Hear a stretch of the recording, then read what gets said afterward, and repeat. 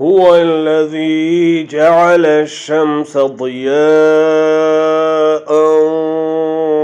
والقمر نورا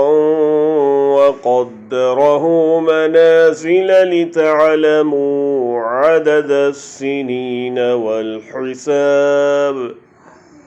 ما خلق الله ذلك إلا بالحق يفصل الآيات لقوم يعلمون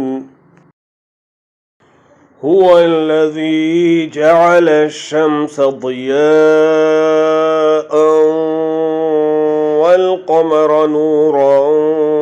وقدره منازل لتعلموا عدد السنين والحساب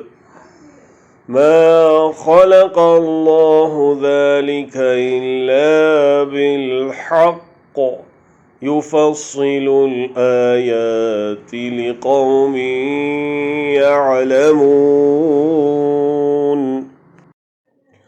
वो अल्लाह ताला ऐसा है जिसने आफ़ताब को चमकता हुआ बनाया और चाँद को नूरानी बनाया और उसके लिए मंजिलें मुकर्रर की ताकि तुम बरसों की गिनती और हिसाब मालूम कर लिया करो।